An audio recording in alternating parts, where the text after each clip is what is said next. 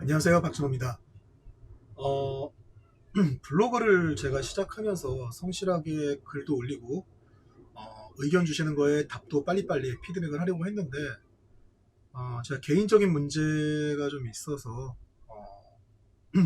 그런 걸 좀 못했고 거의 한 2달 동안 비워놨던 것 같아요.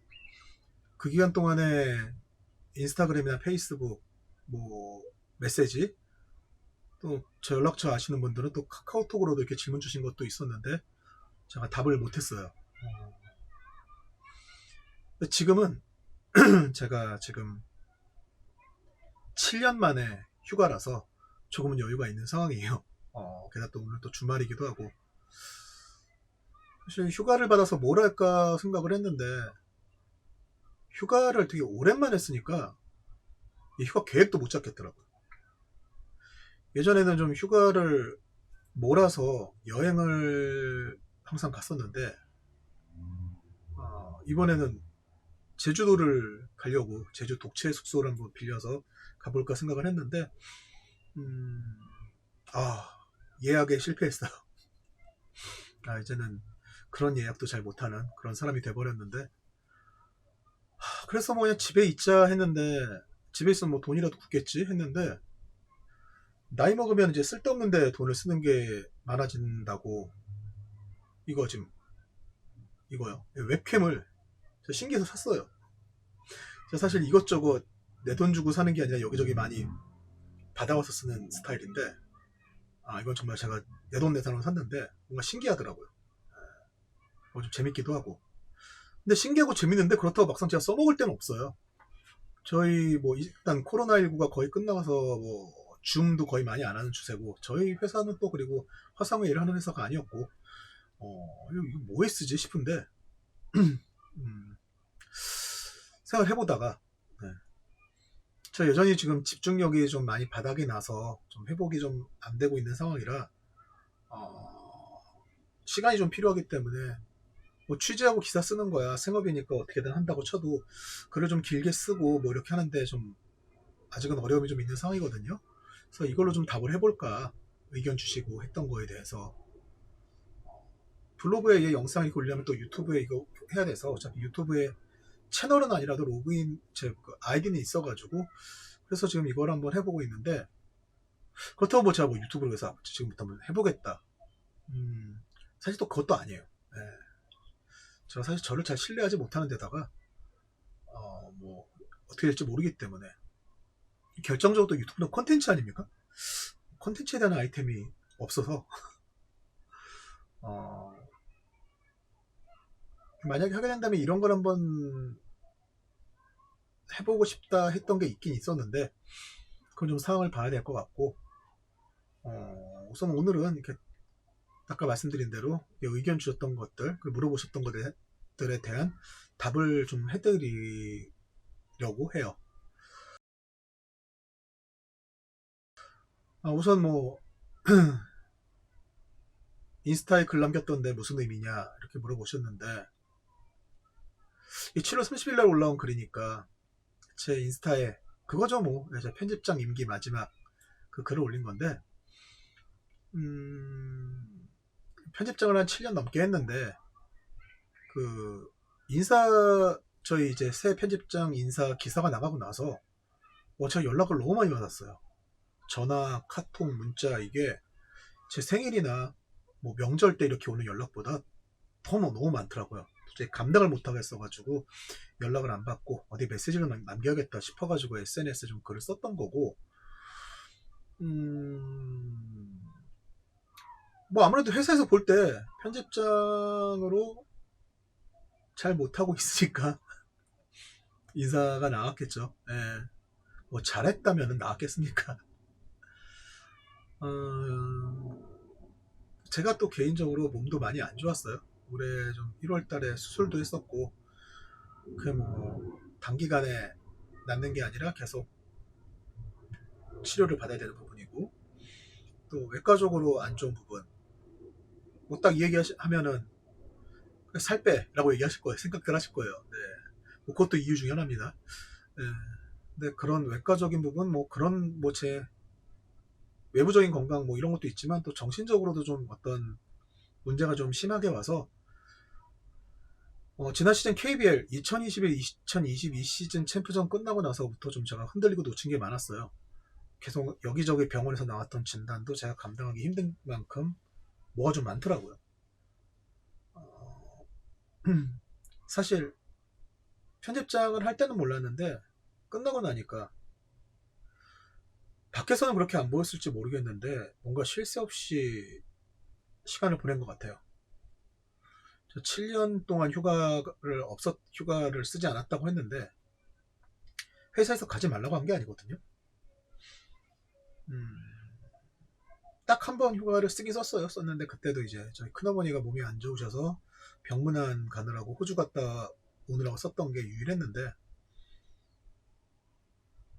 저 스스로 여유가 없었던 거죠. 여유가 없었던 것 같고 시즌이면 뭐 하루 3시간 자면서 그런 생활을 뭐 한 달에 이틀 정도밖에 못 쉬었으니까 그렇게 살면서 근데 뭐 그것도 사실은 회사에서 그렇게 일정을 준 게 아니거든요. 저희 회사는 편집장은 자기 그 휴일과 이런 것들을 그렇게 결정할 수 있는데 제가 그게 안 됐었어요.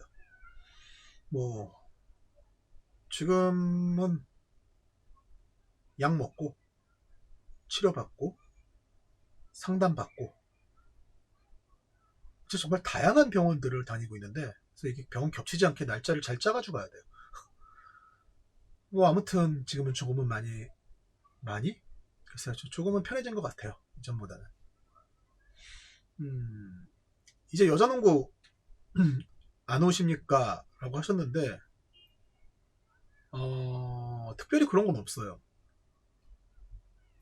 여자농구 같은 경우에 뭐 제가 취재를 한 이후에 편집장 저희 이쪽 지금 루키 더바스켓이죠. 처음엔 더바스켓에서 와서 편집장이 됐고 루키 편집장까지 쭉 했는데 편집장 된 이유만 따져보자면은 저희 농구 매체니까 농구가 좋아서 농구 기자를 하고 싶어서 들어오는 분들이 많아요. 그것도 절대 다수죠.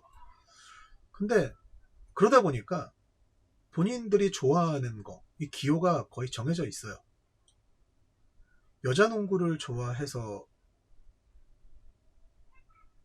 지원하는 경우는 사실 거의 없어요.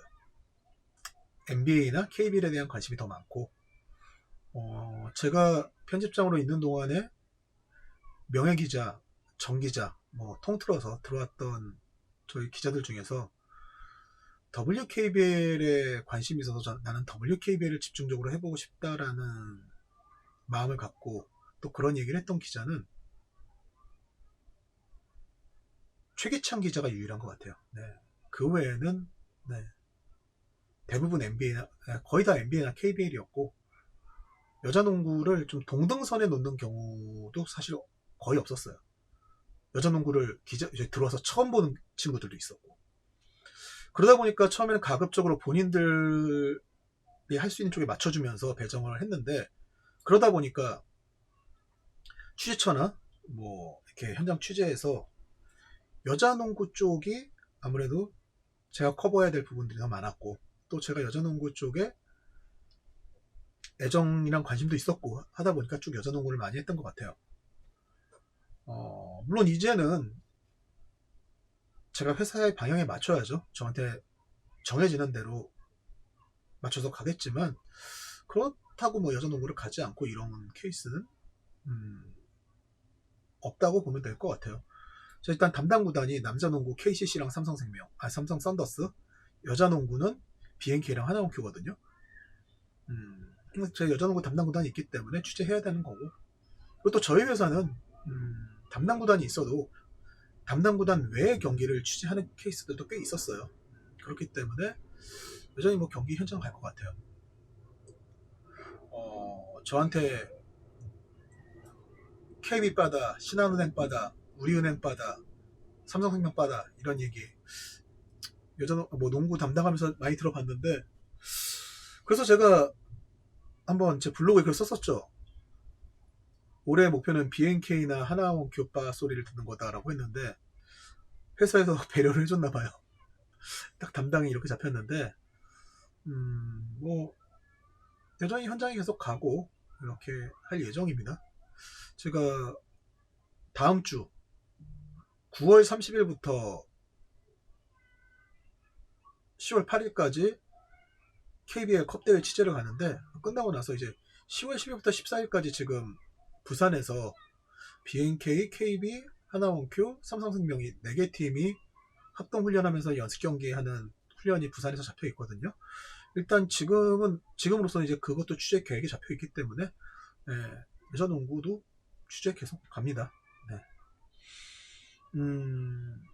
박지수 선수가 공황장애로 대표팀에서 빠졌는데 많이 안 좋은 건가요? 어떤 사람들은 그런 이유로 대표팀 빠져도 되는 거냐고 하는데 어떻게 생각하시나요?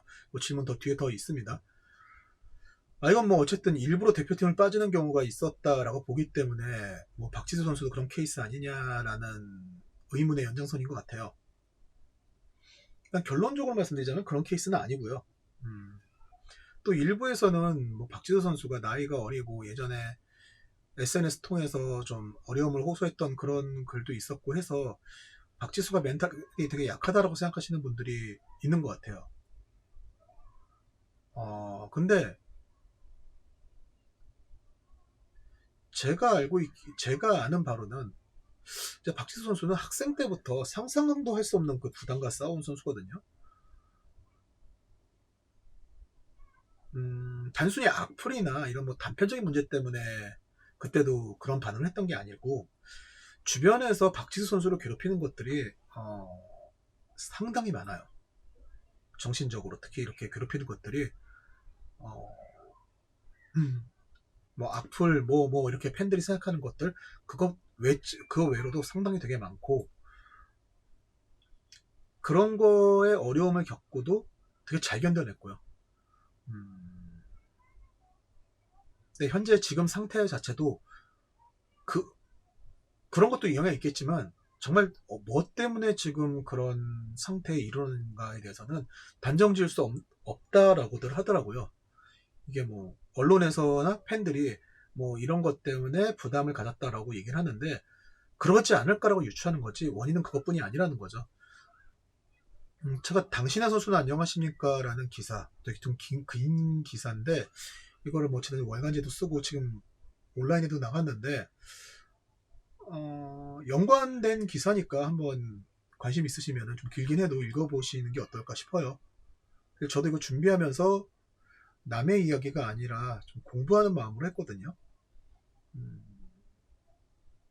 진짜 고작 나조차도 그런 문제에서 진짜 반응할 수도 없을 정도의 타격이 심하게 왔는데 그 큰 부담을 안고 있는 저 선수는 얼마나 그것들로 인해서 힘들었을까라는 생각을 조금은 해봤어요. 네.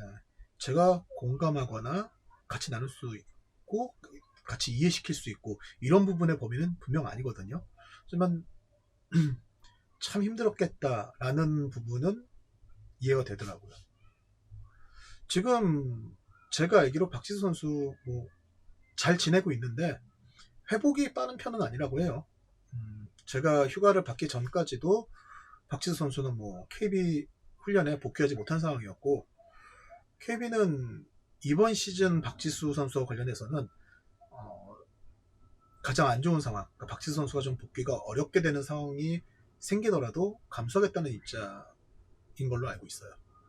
지금 중요한 거는 뭐 이제 박지수 선수가 완쾌되는 거죠.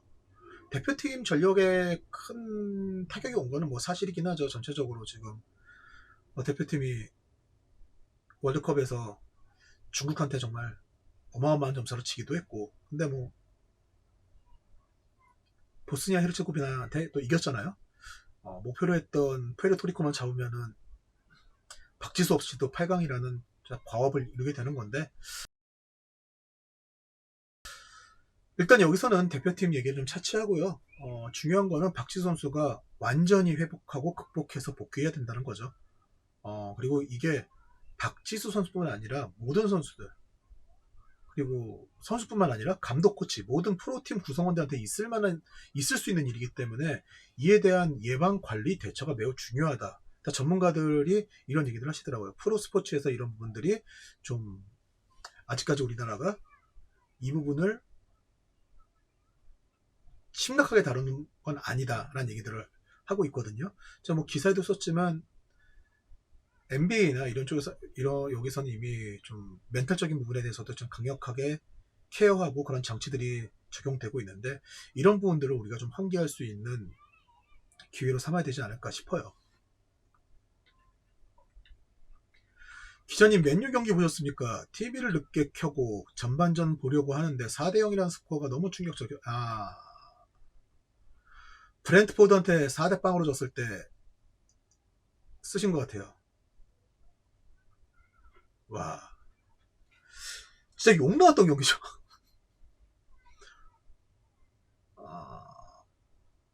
오랫동안 맨유 팬을 하면서 여러 가지 패배를 봤는데 이렇게 그냥 져서 화가 나 이게 아니라 궁극의 분노가 치밀어 올랐던 경기는 이 경기만 했던 경기가 없지 않았나 싶어요. 그 후에 좀 나아졌다라고 좀 경기 내용이 뭐 그렇긴 한데 그래도 뭐 만족스러운 것 같진 않아요. 아니요, 안 만족스러워요. 마음에 안 들어요. 저는 뭐 에릭 칸토나 시절에 맨유를 좋아했고 이후에 뭐 반니스텔로이라던가 또 우리나라에서는 욕을 많이 먹고 있지만 크리스티아노 호날두 선수 그리고 뭐 베르바토프 뭐 토트넘에서 뛰었지만요. 근데 베르바토프 선수 뭐 이렇게 제가 좋아했던 선수들이거든요. 근데 뭔가 하여튼 그 당시까지의 좀 역동성과 힘은 보이지 않는 것 같아요. 그리고 감독의 중요성, 허갑승경이 정말 대단했구나 라는 것도 좀 느끼게 되는 것 같고 뭐 그래도 뭐 맨유 나아지지 않겠어요? 나아지겠죠. 돈을 그렇게 퍼붓는데 나아져야죠. 박신자컵은 어떻게 생각하냐라고 또 질문이 있었는데 사실 뭐 박신자컵 리뷰는 뭐 여기저기서 뭐 다들 많이 했잖아요. 그래서 특별히 분석할 건 없을 것 같아요. 박신자컵이 2015년에 속초에서 처음 개최됐는데 박신자컵을 현장에서 가장 많이 본 취재 기자가 저일 거예요 아마. 저희 그 사진 기자인 저희 이현수 기자가 제일 많이 봤고 전 경기를 다 담당했으니까요. 그 다음이 전 것 같은데 올해는 안 갔어요. 네, 원래 배정이 돼 있었는데 이때 또 진짜 몸이 안 좋아서 회사에서 배려를 해줘서 일정이 바뀌어서 현장을 못 가고 유일하게 결석한 대회가 됐네요. 대신 인터넷으로는 경기를 다 봤는데 결과적으로 삼성이 우승을 했죠. 잘했고. 네. 근데 뭐 저는 우와 야 삼성 봐라 뭐 이런 느낌은 없었고요. 이제야 우승했구나 약간 그런 생각? 근데 박신자컵은 현재로서는 삼성이 우승할 수밖에 없는 대회거든요. 6일 동안 박신자컵이 거의 한 4경기 정도 치르잖아요. 이제 결승까지 가는 팀들은 6일 동안 4경기 거의 5경기 이 정도를 치르면서 우승팀을 가리는 게 박신자컵인데 뒤로 갈수록 선수들이 못 뛰어요. 힘들어서. 그래서 주변에서 박신자컵 어떠냐고 물어보면은 전 늘 하는 얘기가 박신자컵은 첫날이나 둘째 날이 재밌고 뒤로 갈수록 사실 좀 의미가 좀 떨어진다는 얘기를 하거든요. 삼성은 선수 구성상 주전들 베스트 5 자체의 힘만 놓고 보면은 KB나 뭐 우리은행 뭐 이런 팀들 좀 떨어진다라고 볼 수 있는데 작년까지 놓고 봤을 때 1군 경험이 있는 준주전급들의 선수층을 따지면은 압도적이거든요. 리그에서 삼성밖에 없어요. 그런 팀이 뭐 박신자컵에서도 거의 10명 안팎의 선수들을 출전 시간 안배서 기용할 수 있잖아요. 유일한 팀입니다. 다른 팀들은 엔트리 구성하는 것부터가 애매하죠.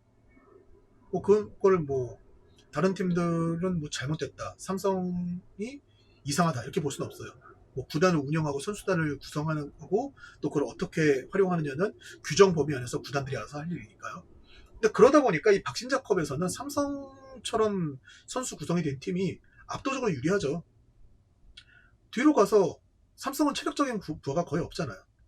기존의 멤버들만 가지고 게임을 했어도 삼성의 우승 가능성이 제일 높았는데 여기에 대표팀 낙마하면서 이해란 선수까지 더 들어왔잖아요. 뭐 사실 우승하는 게 뭐 당연하다고 얘기하긴 그렇지만 승부의 세계에서 했어야죠. 제가 볼 때는 작년, 재작년에도 이미 우승했어야 되는데 삼성이 고비마다 그걸 못 넘기고 우승을 못했어요. 예. 올해 어쨌든 박신자컵 자체에서는 그래도 삼성생명이 압도하는 모습을 보여줬으니까 삼성생명이 우승 대단한 거랬구나라는 생각보다는 그 고비를 못 넘기던 그 약점이 있었는데 올해는 이제 그걸 넘어섰구나 라는 데 좀 더 의의를 두는 게 맞지 않나 싶고, 뭐 팀들 놓고 보면 그렇게 뭐 특별할 건 없는 것 같아요. 좀 뭐 삼성생명 외에는 우리은행 좀 인상적이었고요. 결승까지 간 것 자체가 좀 대단했다고 생각하거든요. 삼성생명한테 좀 크게 졌죠. 하지만 뭐 이 선수들을 가지고 결승까지 갈 수 있었을까, 이거 좀 대단하다고 생각했고, KB도 저는 KB가 조별 예선을 통과 못할 수도 있다고 생각을 했는데 조 1위로 통과할 줄이야.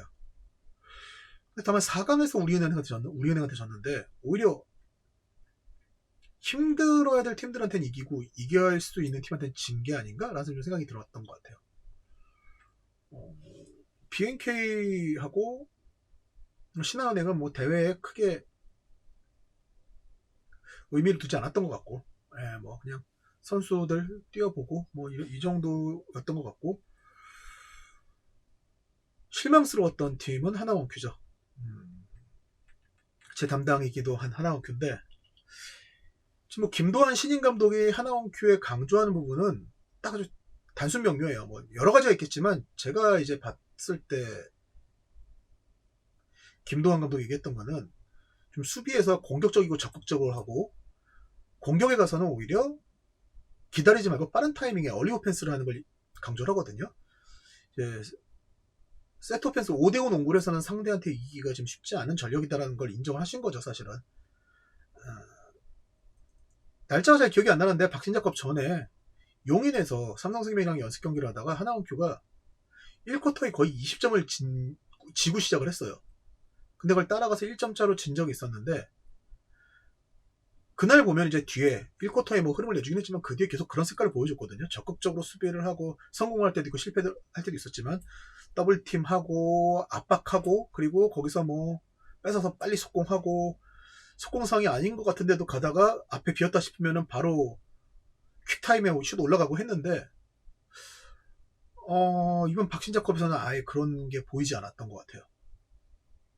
전 그래서 뭐 결과도 결과지만 가져가고자 하는 거를 왜 보여주지 못했을까라는 생각이 든 게 좀 실망스러웠어요. 하나원큐의 좀 고질병 중에 하나가, 지더라도 팀이 꾸준하게 보여줘야 될 것들, 자신들의 기존의 색깔을 보여줘야 되는데 그걸 좀 못 지키는 양상이 있거든요. 제가 볼 때는 좀 냉정하게 봐서 이번 시즌에 하나원큐의 이 성적에서 어떤 성과를 기대하는 분들이 얼마나 계실까요? 저는 하나원큐 팬들도 당연히 하나원큐가 좀 어떤 파란을 일으켜서 플레이오프로 올라가고 막 그 봄농구에서 어떤 뭐 좀 기대 이상의 모습을 보이고 이런 것들 되게 재밌을 것 같고 기대가 되죠. 근데 냉정하게 하나원큐 팬들도 우리 팀 성적 좋았으면 좋겠다라는 기대 자체가 약간 로또 1등 바라는 심정, 뭐 그런 정도로 원하는 거잖아요. 냉정하게 올 시즌 하나원큐의 팀 전력은 뭐 자타가 다 공인한 거잖아요. 가장 약해요.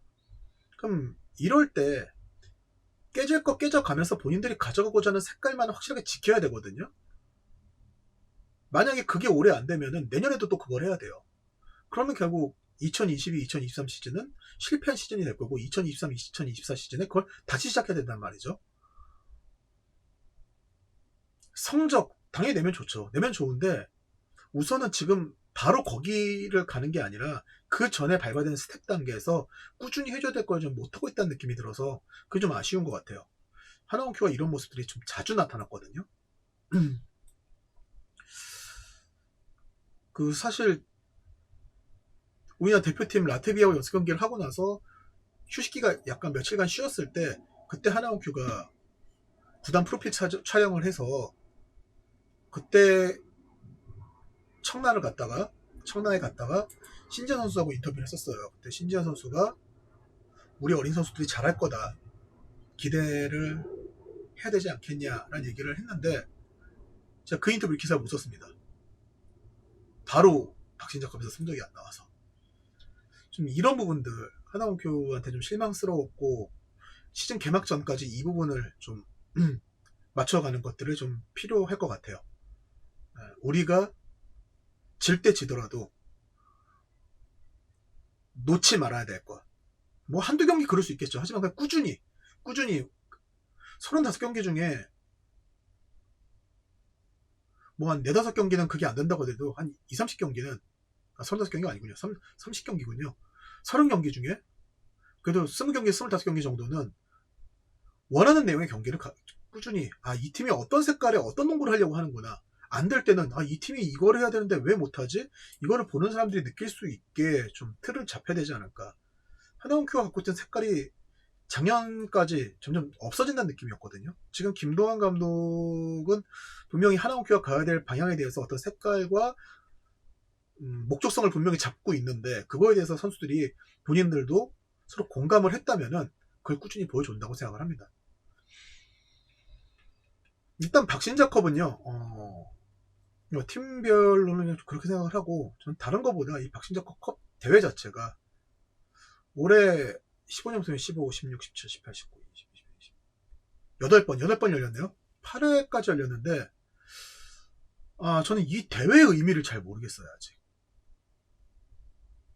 유망주 발굴과 성장, 뭐 이런 게 목표라고 하는데, 그냥 여름에 하는 퓨처스 리그? 이런 느낌이거든요. 여러분들도 좀 그렇지 않으세요? 이거 그냥 여름에 하는 퓨처스 리그. 그냥 퓨처스 리그는 시즌 중에 하고 2군들이 뛰는 거고, 이거는 여름에 하면서 한 1.5군이 뛰는, 그냥 이 정도. 사실, 근데 그렇게 할 거면은, 뭐 상관은 없어요. 뭐 어떻게 대회를 열든. 근데, WKBL 서머리그, 뭐 이렇게 해서 이렇게 진행이 되면은 그럴 수 있다고 치는데, 대회 명칭에 박신자컵이라고 붙여놨잖아요. 이 박신자 선생님이라는 명칭은 한국 여자농구? 좀 그러니까 대한민국 농구에서 쓸 수 있는 가장 큰 빅네임이 아닌가 싶거든요. 근데 이런 이름을 붙여서 만든 대회라면은 그 이름의 무게에 어울리는 위상을 갖춰야 된다고 생각을 해요. 근데 되게 유감스럽게도 박신자컵은 구단들한테 의미가 없어요. 그게 뭐 열리니까 나가는 대회? 나가야 되니까. 근데 뭐 열려도 그만, 안 열려도 그만. 올해 박신자컵이 안 열린다면 그 대회가 왜 안 열리냐, 뭐 이런 게 아니라 없구나, 그냥 그 정도. 뭐 새 시즌의 판정이 어떻게 적용될지 한번 봐야 되니까 그 기준에 좀 적응을 하고 그 적용에 대해서 맞춰가는 그런 의미도 있다라고 하는데, 뭐 사실 그건 연습 경기 때도 다 해요. 할 수 있고. 그리고 그런 의미로 대회를 쓸 거라면은 박신자 선생님의 이름을 쓰는 건 좀 어불성설이죠. 뭐 이번에는 대만의 캐세이도 참가했고, 하긴 뭐 또 캐세이가 대만 팀 참가하고 나니까 또 판정에서 좀 홈콜이 좀 있지 않았냐, 이거 문제 아니냐는 얘기도 있었던 것 같아요. 근데 제가 봤을 때 전체적으로 홈콜? 네, 있었다고 봐요. 있었던 것 같은데, 근데 이게 승부를 바꿀 정도로 이 경기를 뛰는 팀에게 한 팀에게 좀 불이익을 줄 정도의 그런 판정이었나? 저는 그냥 일반적인 국제대회나 연습 경기에서 허용될 수 있는 그냥 그 범위 내였다고 생각하거든요. 우리가 일본 가서 경기를 할 때, 우리가 중국 가서 경기를 할 때, 뭐 이런 것들이랑 비교할 때, 저는 그렇게 문제성이 있었다고 생각되지 않고, 결정적으로 이렇게 캐세이를 그렇게 이지매할 이유가 있는 대회가 아니었어요. 예. 국내 팀들이 KCI한테 진다고 해서 그렇게 내상이 크게 입을 대회도 아니었고, 뭐 WKBL이나 관계자들 중에서도 이번에 KCI가 우승하지 않겠냐라고 생각했던 사람들도 상당히 많았고요. 정진경 본부장이 대만에서 선수 생활을 했기 때문에 이제 KCI 쪽이랑도 친분이 있는데, 뭐 KCI 감독도 판정에 대해서는 뭐 전혀 뭐 개의치 않았고, 네, 이게 뭐 판정 때문에 어떤 뭐 좀 문제가 있었다? 이렇게 반응이 나오진 않았고, 오히려 앞으로도 이 대회에 꾸준히 나오고 싶어 했다라고 하더라고요. 이게 왜 그러냐면은, KCI가 우리나라에 와서 이제 연습 경기를 하고 박신자컵을 뛰었어요. 박신자컵을 뛰기 위해서 국내에 들어와서 훈련을 하고 대회 참가한 게 아니거든요. KCI는 그냥 전지훈련 일정 중에 박신자컵이 끼어 있었던 것 뿐이에요. 전지훈련의 일환이었어요, 그냥 단지. 오히려 박신자컵에서는 KCI도 베테랑급 선수들의 출전 시간을 줄이거나 상대 국내 선수들에 맞춰가지고 게임을 뛰는 모습도 있었어요, 오히려 이 KCI한테도 박신자컵보다는 각 구단들이랑 쳤던 그냥 일반 연습 게임이 더 메인이었어요. 왜? 그 경기에는 각 구단들도 베테랑급 선수들이 뛰니까 그게 더 본인들한테는 훈련이 되는 거죠. 박신자컵 자체는 그냥 해외에서 참가한 팀한테도 딱 이 정도 위상인 거예요, 지금. 그래서 이 위상의 제고가 필요하다고 보는데 방법을 찾아야겠죠. 사실 이게 쉬운 건 아니에요. 뭐 대회 가치를 높이는 가장 좋은 방법은 아무래도 우승 상금이 올라가는 건데, 뭐 우승 상금 1억 된다고 국내 구단들이 이 대회에 포커스를 맞추겠어요? 우승 상금 1억이면 정규리그보다도 많은 건데.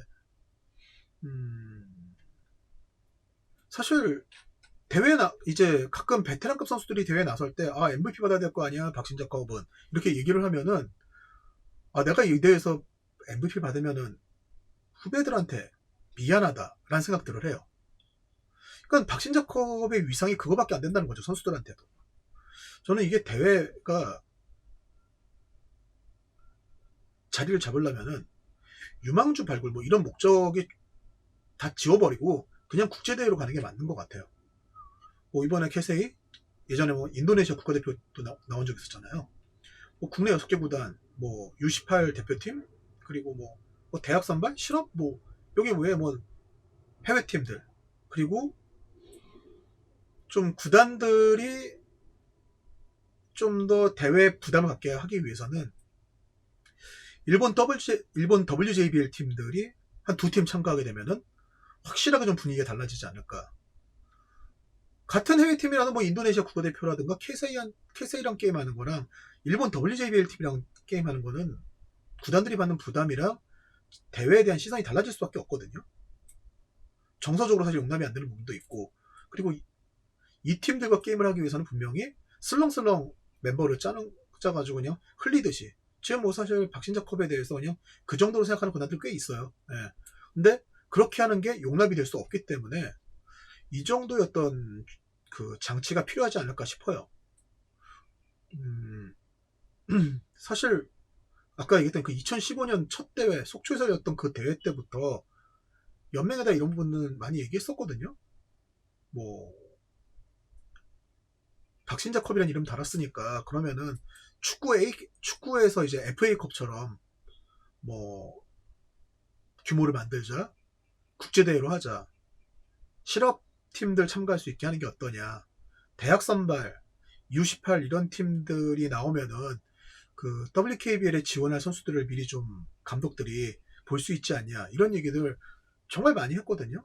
뭐 제가 그렇게 했으니까 다른 기자들이라고 안 했겠어요? 다들 많이 했겠죠. 또 WKBL이 또 그런 것들 본인들도 고민을 했고, 그런 의견에 대해서 되게 수용적이고 가능성이 있고 괜찮다 싶은 거에 대해서는 빠르게 또 적용을 하거든요. 박신자컵을 보면은 지금 경기 일정, 조 편성, 뭐 국내 대회였다 국제 대회였다가 뭐 여러 가지 이렇게 형태가 8년째인데 계속 이게 매번 바뀌잖아요.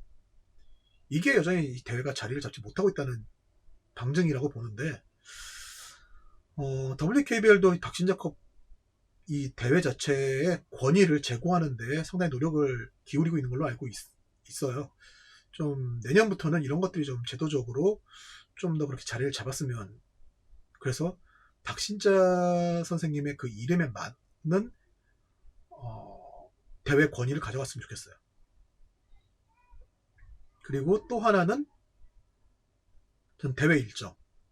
아까도 얘기했지만 제가 뭐 삼성생명이 계속 우승하는 대회, 그러니까 삼성생명 우승하는 게 보기 싫다는 게 아니라 그냥 너무 일정이 타이트해요. 6일 동안 4경기, 5경기 이렇게 열리는 거. 무슨 올림픽이랑 월드컵 예행 연습하는 것도 아니고 10월 1일부터 8일까지 통영에서 KBL 컵 대회 하는데 8일 동안 팀당 많이 하면 3, 4경기거든요.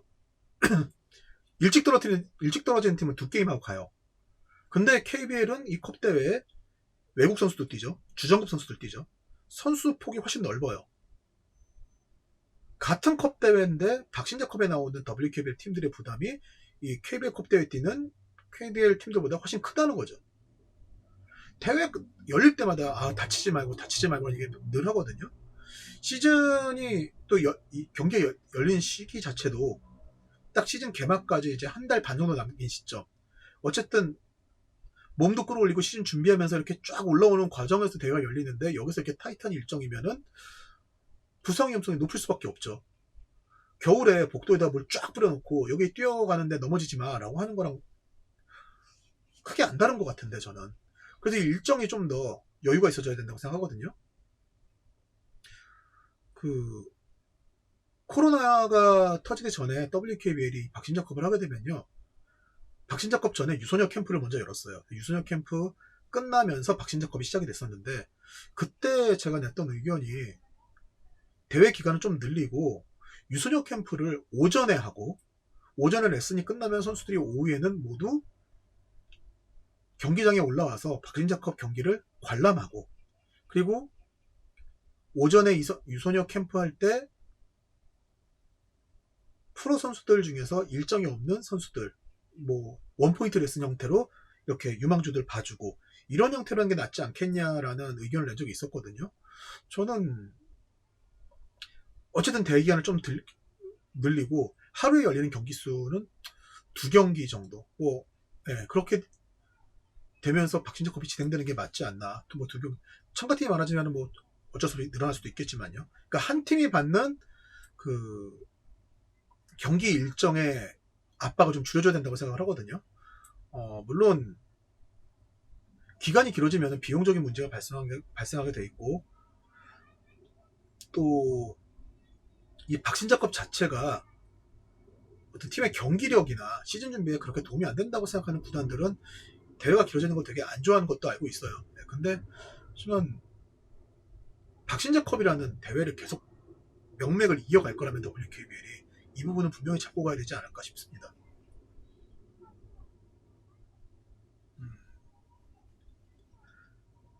벤투 감독은 이강인 왜 안 뽑나요? 근데 아니 이걸 왜 저한테 물어봐요? 축구 취재하는 지 한 10년 된 것 같은데. 이번에 뽑았죠? 이번에 뽑았잖아요. 네. 근데 최종 명단은 안 뽑을 것 같아요. 네, 뭐 벤투 감독이 이강인은 뭐 이래서 안 뽑는 거다 뭐 이런 이유를 뭐 제가 알고 있는 건 아니고요, 당연히. 뭐 플레이 때문이든 뭐 다른 이유 때문이든 지금 뭐 월드컵이 이렇게까지 왔는데 그만큼 하고 있는 수를 안 뽑는다는 거는 안 쓰겠다는 얘기예요. 네, 제가 볼 때는 마음에 안 드는 거죠. 이유가 뭔지 모르겠지만 벤투는 이강인이 싫은 겁니다. 네. 그래서 모르겠어요. 뭐 이번에 28일인가요? 27일인가? 카메룬이랑 경기 하나 더 있잖아요. 거기에 뭐 정상적으로 넣으면은 뭐 생각해보는 거다라고 볼 수도 있는데, 뭐 그 경기도 안 뛰게 하거나, 뭔가 좀 되게, 지금 들어가서 뭐 하라고, 뭐 이런 시간대 애매하게 투입하게 되면은 안 쓰겠다는 거죠. 예. 저는 안 쓸 것 같아요. 예. 별로 의미를 안 둘 것 같고, 기존 선수 중에 큰 변수가 발생하지 않는 한 이강인을 뽑진 않을 것 같다. 뭐 사실 감독이 싫으면은 답 없거든요. 예. 뭐 자기 커리어를 망칠 만큼의 문제가 생기지 않는 한 감독들 자기 생각 안 바꿔요. 예. 근데 뭐 벤투는 이미 아시아 최종 예선 1위로 통과했으니까 손해 볼 거 없죠. 선수 선발은 감독 고유 권한이니까 또 그 감독과 동행하는 한 존중해줘야 되거든요. 이게 신뢰의 문제라 나중에 뭐 우리가 또 이후에 뭐 벤투 감독가 계속 가든 뭐 나중에 다른 외국인 감독을 선임한다. 아 근데 거기는 이래라 저래라 왈가왈부 말이 너무 많아서 좀 그래 이런 얘기 나올 수도 있고 그리고 또 핑계가 될 수 있잖아요. 내가 원하는 선수 아니었는데 뽑으라고 해서 뽑았다 이렇게 됐다. 뭐 이렇게 되면 안 되는 거니까. 근데 진짜 그런 생각 들어요. 어차피 엔트리에 들어있는 그 선수들 전부 다 쓸 거 아니거든요. 대회 가서. 벤투는 어차피 본선 가서 3패 우리가 3패로 떨어지더라도 본인의 커리어에 타격 없어요. 뭐 가가지고 뭐 포르투갈한테 뭐 10대 0으로 지거나 뭐 이러지 않는 이상 큰 타격 없어요. 이미 뭐 얘기했지만 아시아 최종예선 1위로 통과시켰고 그렇기 때문에 본인이 하고자 하는 본인이 쓰고자 하는 선수만 쓸 거란 말이죠. 분명히 안 뛰는 선수도 있을 거란 말이에요. 그럼 그런 자리에는 적어도 협회가 한국 축구의 미래를 위해서 이러이러한 선수들 월드컵에 동행시켜줬으면 좋겠다라고 하면은 그냥 들어줄 만도 하거든요. 근데 뭔가 그냥 내가 알아서 할 건지 자꾸 옆에서 뭐라고 하는 게 듣기 싫은 건지 아니면 그냥 이강인 진짜 싫은 건지 뭐 내 스타일이랑 안 맞는 건지 뭐가 됐든 간에 그래서 저는 안 뽑을 것 같아요. 아 이런데 뽑으면 되게 웃겨지겠다 내가.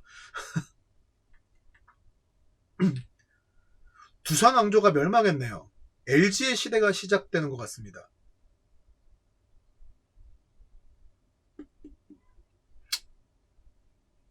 네.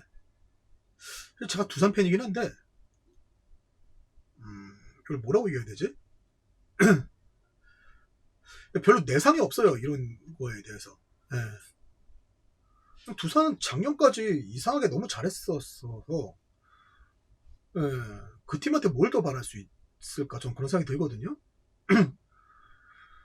솔직히 올해 성적 이게 맞죠, 두산. 뭐 말이 좋아서 뿐이지 뭐 투자, 인프라 이거 뭐다 엉망인 상황에서 뭐 언제까지 맨파워만으로 프로가요. 전 이 왕조라는 말도 이해가 안 돼요, 사실은. 두산이 왕조가 맞아요? 뭐 7년 연속 한국 시리즈 갔다. 예. 근데 왕조는 그 왕좌를 대를 이어서 지키는 게 왕조잖아요. 두산이 7번 한국 시리즈 연속으로 가면서 연속 우승한 거 딱 한 번이고 7번 중에 3번 우승했잖아요. 4번은 진 거예요. 올라가서 이길 때보다 질 때가 더 많았어요. 그냥 군웅할거의 시대에 패권을 가장 많이 잡았던 팀인데 잡긴 잡았지만 그렇다고 왕조? 왕은 했지만 왕조는 못 간 팀이에요. 뭐 사실 뭐 2년 연속 우승만 하더라도 왕조다라고 얘기한다면은 그쵸 뭐 1대 2대만 해도 왕조다라고 얘기한다면 그러면 할 말은 없겠지만 하여튼 한 시대를 풍미했던 팀? 어떤 시대를 좀 대표하는 팀? 하지만 그 대표하는 팀한테 무조건 왕조라는 말을 붙여줄 수가 있을까? 저는 2010년대 최강의 팀이 두산이라고 생각하지는 않거든요, 솔직히. 삼성도 2010년대 초반에 6번인가 7번 연속으로 한국 시리즈 갔죠. 그리고 4번 연속 우승했잖아요. 저는 이 정도 돼야 왕조라고 생각을 해요. 그래서 저는 혜태, 과거의 혜태, 그리고 이때 뭐 삼성. 이 정도 돼야 왕조 하는 거지. 두산이 왕조? 3연패 정도는 했어야. 그래야 그런 말 할 수 있지 않나. 최소한. 그 LG의 시대다. 뭐 사실 뭐 야구 취재하는 사람도 아니고 그래서 뭐 기자의 마인드가 아니라 그냥 팬의 마음으로 얘기를 할게요. 저는 스포츠는 특히 프로 스포츠는 투자하는 팀의 성적이 내는 게 맞다고 생각을 해요. 그래서 뭐 축구도 제가 어떤 뭐 특정 팀 서포터 출신이지만 투자하는 팀이 우승하는 게 당연하다고 기자를 할 때도 그게 맞다고 생각을 했고 그래서 오히려 서포터를 같이 했던 그 후배들이나 이런 친구들이 형 기자지만 그래도 우리 팀에 대해서 좀 더 애정 가져야 되는 거 아니야? 라는 얘기를 할 때 아니 애정은 있지만 이 팀이 우승하면 안 돼 라고 유선 얘기를 했었어요. 그러면은 한국 축구의 마이너스야. 투자하는 팀들이 성적을 거둬야 돼 라고 얘기를 했거든요. 그래서 투자하는 팀이 성적을 내야 되는 건 당연하다고 생각하는데, 하지만 그런 가운데서도 좀 LG처럼 밑빠진 독에 물 붓게 하는 팀도 있어야 재밌다고 생각을 해요. 예. 야구는 뭐 어떤 팀이 그런다고 해서 야 우리 투자 줄여 이럴 정도의 그 수준은 이미 넘어선 종목인 것 같고, 예. 그래서 LG가 그냥 꾸준히 그냥 그렇게 하면 되게 재밌다라는 생각을 하는 사람인데, 근데 LG가 지금 몇 위죠? 좀 찾아볼게요. LG 보자.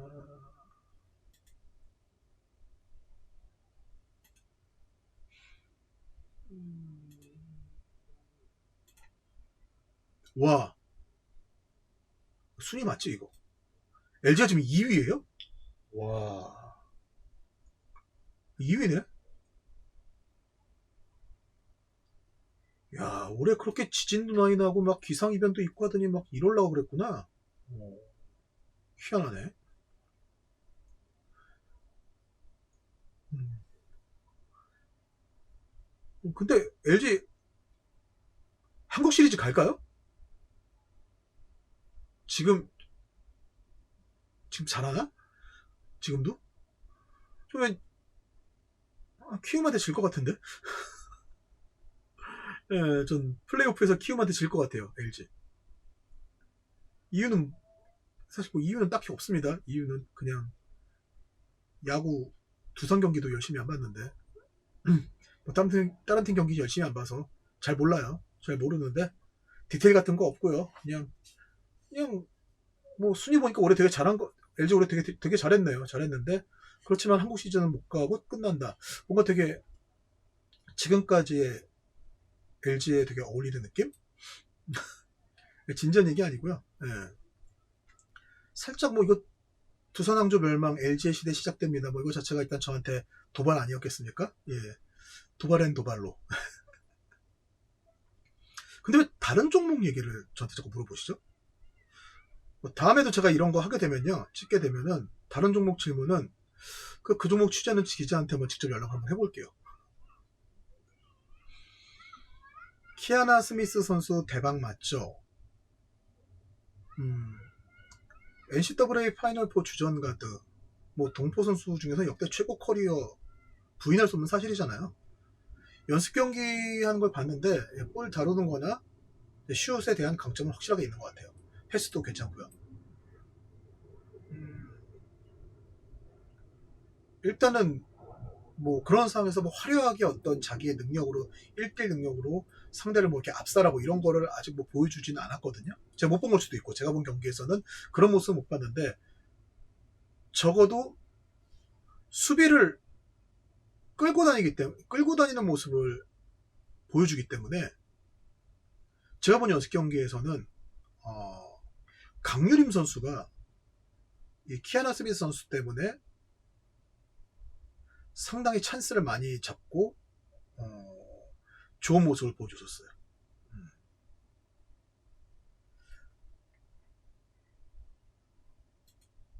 삼성이 지금 뭐 선수층이 워낙 좋은 팀인데, 제가 알기로 삼성은 키아나 선수를 3번으로 쓸 생각을 하고 있는 걸로 알고 있거든요. 윤예빈, 이주연, 키아나 스미스, 이해란, 배혜윤, 뭐 베스트 라인을 이렇게 볼 수 있겠죠. 거기에 뭐 또 생각을 하자면은 뭐 강유림 선수도 있고요. 강유림 선수 있고, 김단비 선수 있고, 박혜미 선수 있고, 김한비 선수 있고, 신이슬 선수 있고, 이명관 선수 있고, 조수아 선수 있고. 지금 이것만 해도 지금 12명이네? 일단 선수층이 정말 두텁죠. 준주전급 활용 자원이 이렇게 많은 삼성이기 때문에 당연히 키아나는 본인이 하는 거 외에 그냥 포지션을 맡아주는 것 자체만으로도 엄청난 시너지를 낼 수 있을 것 같아요. 그리고 또 삼성 선수들이 생각보다 내구성이랑 꾸준함, 특히나 가드 쪽에서 그게 좀 강점은 아니거든요. 네, 그게 좀 강점은 아니기 때문에 키아나 스미스 선수가 좀 해줄 부분들이 꽤 있을 것 같긴 해요. 근데 다만 이 우리 국내 농구가 특징이 피지컬이 강한 선수들은 본인의 기량의 120%를 하는 반면에 테크니션들은 그 100%도 보여주지 못하는 경우가 상당히 많았거든요. 테크니션 잡아 죽이는 거 정말 잘하는 리그예요. 특히 WKB에서는 우리은행 같은 팀이 그렇죠. 1대1이 익숙한 선수들한테는, 그 테크니션들한테는 상당히 멘붕을 줄 수 있는 리그가 사실 WKBL이에요. 주얼로이드가 대표적인 선수였죠. 연습 경기 때나 뭐 정말 활약이 좋았는데, 제 기억에 맞으면 그때 KDB하고 우리은행 1라운드 경기에서 한번 엄청나게 멘붕을 겪었던 걸로 알고 있어요. 그러면서 결국은 전체적으로도 적응에 실패를 했던 걸로, 예, 그렇게 알고 있는데,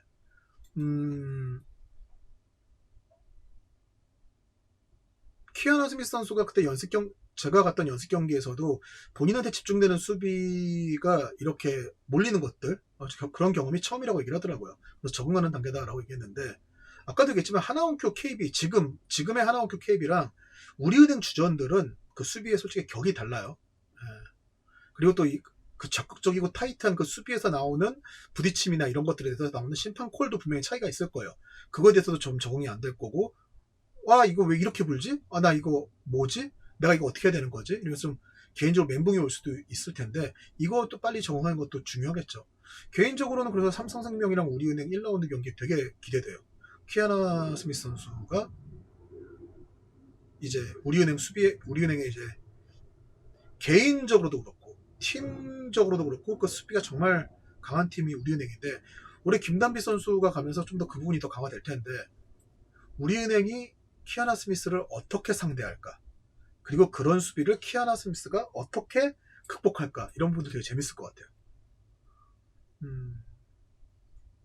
그리고 아무래도 키아나 스미스 선수 같은 경우에는 이제 우리나라 국가대표로서도 활약할 수 있다는 것 때문에 더 기대를 많이 받고 있는 건데, 좀 더 알아봐야겠지만 제가 지금까지 알고 있기로는 귀화 절차를 밟아야 되는 걸로 알아요. 당장 내년 항저우 아시안 게임부터 국가대표를 뛰는 건 그래서 쉽지만 않을 것 같고, 이게 또 일반 기한은 순수 국내 거주만 한 5년을 해야 되잖아요. 그래서 이게 어렵고, 결국은 특별기여를 해야 되는데, 특별기여를 하려면은 이 선수를 국가대표로 활용하겠다라는 어떤 기본적인 조건이 갖춰져야 되거든요. 그 얘기는 일단 키아나 선수가, 우리가 기대는 많이 갖고 있지만 키아나 선수가 국가대표에서, 우리나라가 항상 국제대회에서 아쉬운 게 빅맨이잖아요.